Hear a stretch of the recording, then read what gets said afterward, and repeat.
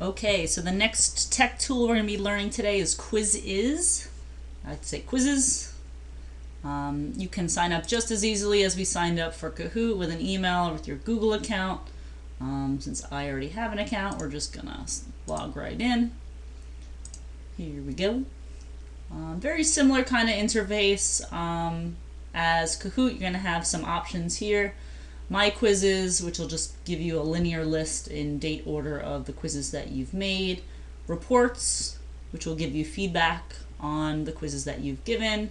Memes, if you have your own collection of memes, and collections, which is kind of nice. It's a nice folder system to organize all your quizzes. As you can see, this is one of my favorites.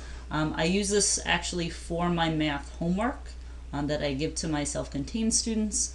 I give them the codes and then they take them. Very simple. So to create a quiz, it's really kind of easy. You can add an image, and again, on my school computer I have images for just about everything. I get as simple as, just Google searching, something simple, geometry. I like this image, so I'm going to just, save it, copy the image, save the image as, and name it. I actually number mine at school, so that way I can find them easily if I'm looking for a particular unit's image. Once I'm done, again, very similar to Kahoot, I enter the question, I enter the 2 options minimum, but up to 4 options, and then I select one answer to be the correct answer. And you can see kind of the question preview on the side, and we'll give you even the answer preview.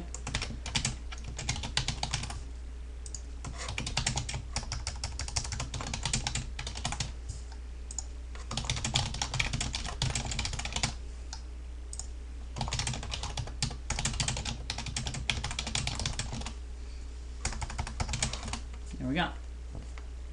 I can add a new question, and this can go on just as many questions as Kahoot can.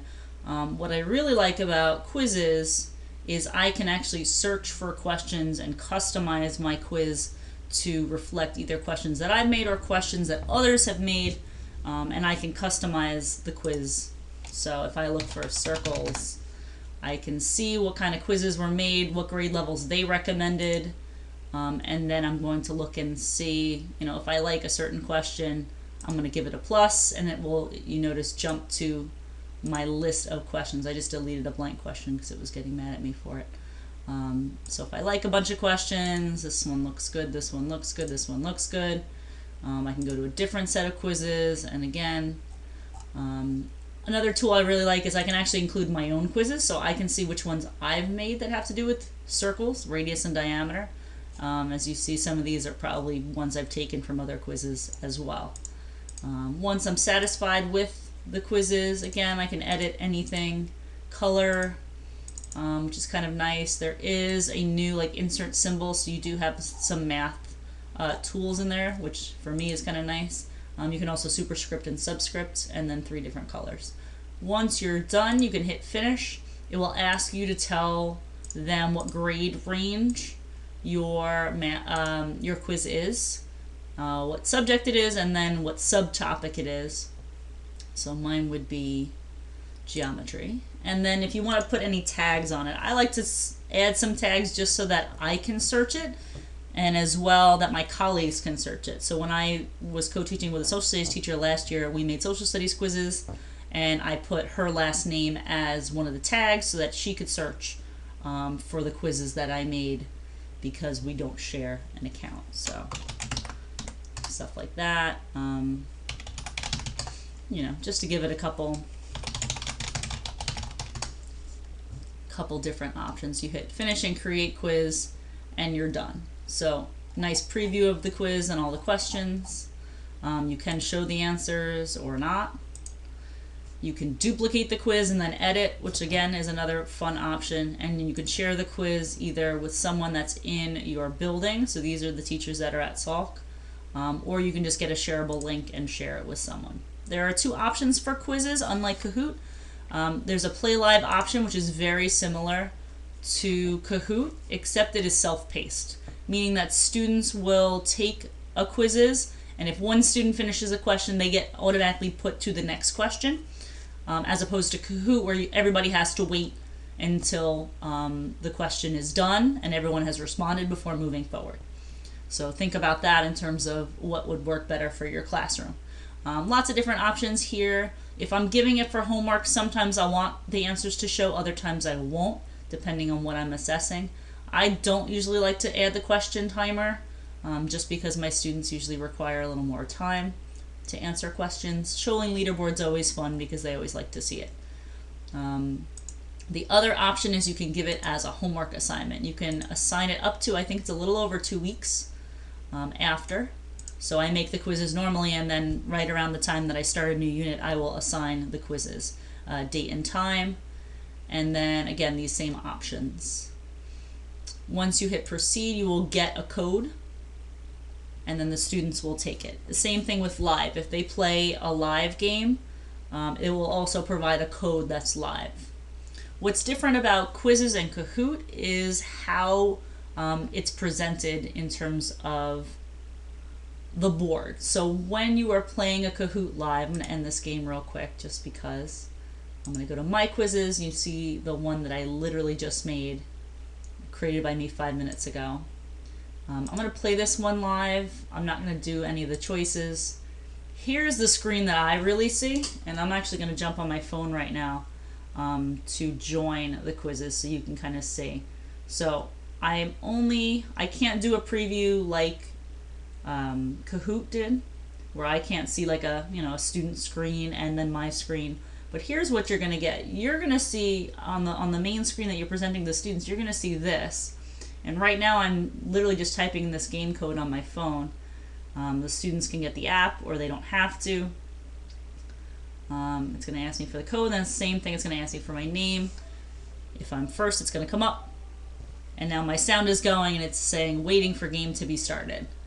The kids really find the icons and the little images kind of funny. Same thing in Kahoot, you can remove a player if their name is not satisfactory. So once we hit start,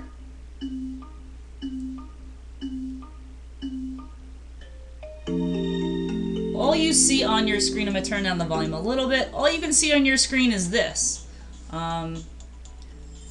So once I answer a question, you're going to be able to see how a student is doing, red and blue or green.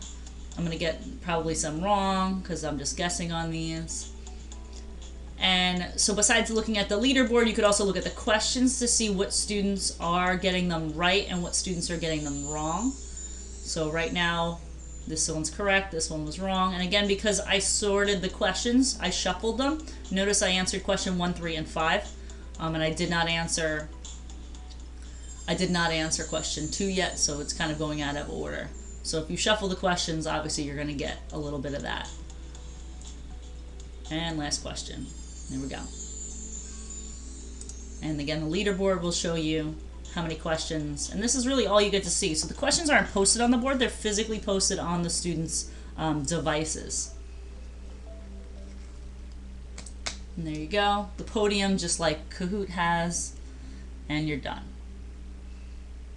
I like this. I like to go back at the end and see how the class did. I look at the toughest question normally, and we usually go over it. Longest question, interesting facts, and there you go. You can download this as an Excel file and look at the statistics when you're done.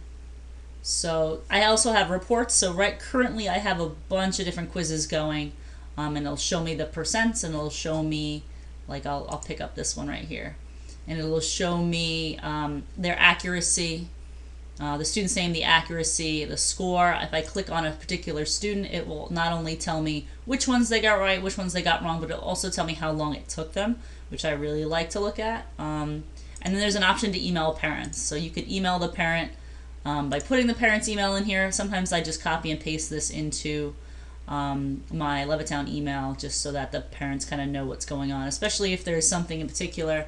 I'm looking for a particular student to get an 80% and they haven't gotten an 80% yet. I typically will send an email in that regard.